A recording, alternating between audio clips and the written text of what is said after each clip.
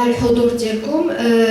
Je vais faire le résumé de la déclaration en français en essayant de ne pas être trop longue puisque vous avez le dossier complet. Donc cette conférence de presse est organisée aujourd'hui afin de présenter le programme et la stratégie du collectif associatif pour l'observation des élections quant à l'observation des élections législatives 2011. Et donc ce plan d'action et cette stratégie est un processus qui a été long et qui a commencé à partir du mois d'août avec plusieurs rencontres et de concertation avec toutes les associations membres du collectif qui sont du nombre de à peu près 70 associations.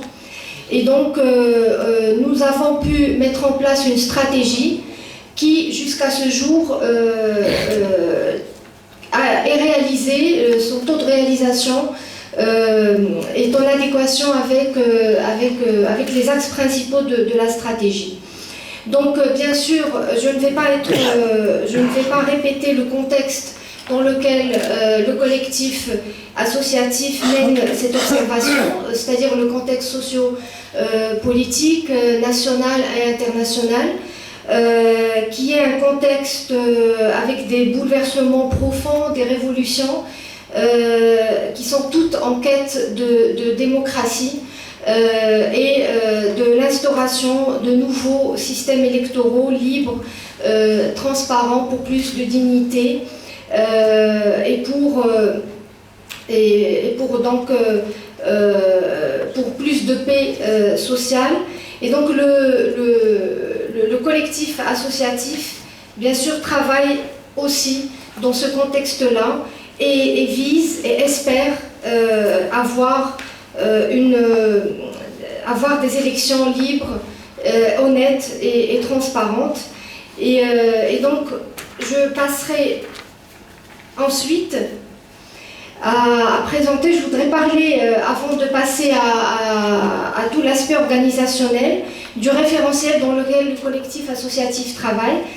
Bien sûr, notre référentiel est adopté à travers le référentiel international, notamment la Déclaration internationale des droits de l'homme et le Pacte international relatif aux droits civils et politiques.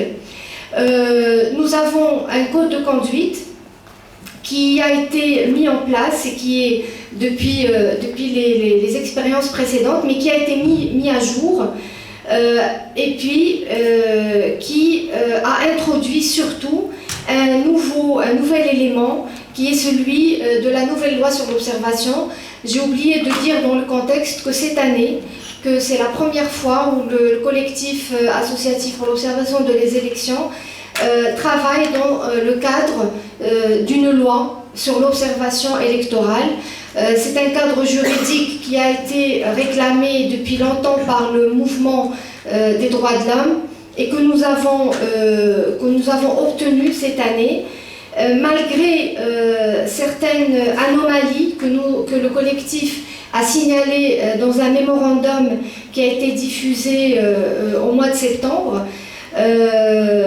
Cette loi nous procure quand même plusieurs droits. Je vais citer quelques-uns, comme l'accès par exemple à l'information et au texte et à tous les documents réglementaires, comme l'observation, le droit d'accès à l'observation de la campagne et le droit d'accès aux meetings et aux rassemblements publics, comme l'accès libre à tous les bureaux de vote pour l'observation du déroulement du scrutin.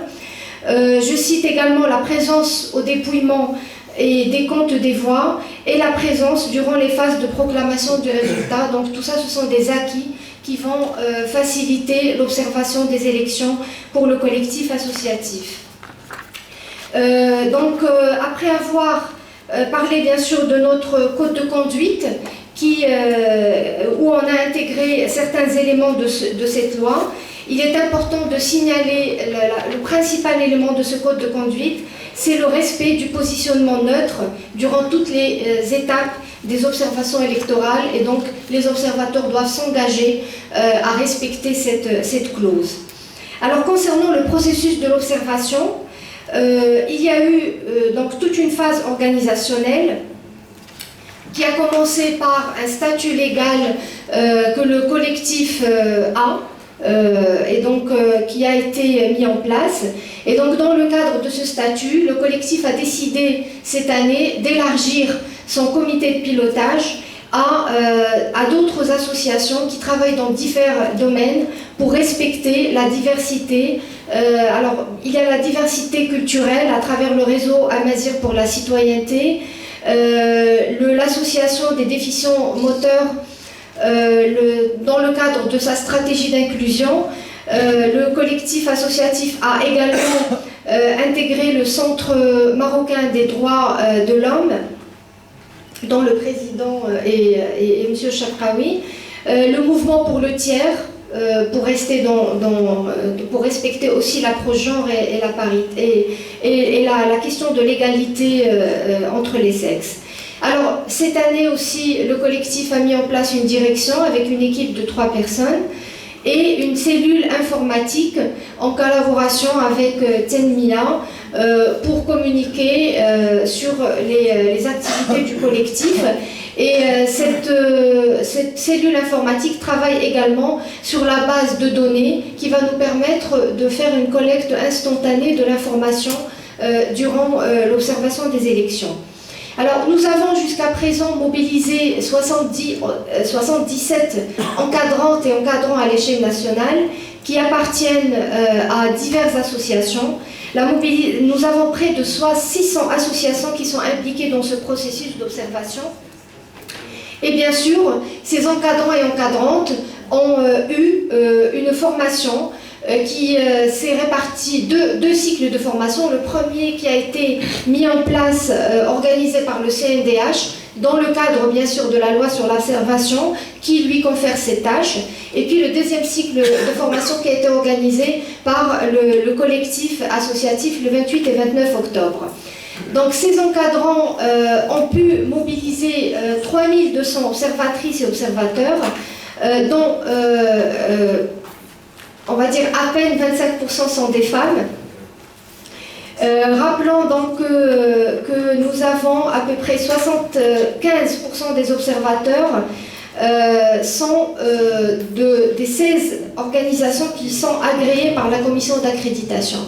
Donc nous avons déjà obtenu donc une partie des accréditations du Conseil national des droits de l'homme. Donc à ce jour, ces observateurs et observatrices ont été formés par les 77 encadrants. Donc nous avons 2300 observateurs et observatrices qui ont été formés à l'échelle régionale. Et donc d'autres formations sont planifiées durant les jours à venir. Concernant la couverture géographique, donc les 16 régions du Maroc sont couvertes par le collectif. Un dispatching est en train d'être mis en place pour couvrir aussi bien les zones rurales que urbaines, et nous comptons couvrir environ 15% des bureaux de vote, ce qui dépasse les normes en la matière, et comme cela on peut généraliser l'observation à l'échelle nationale.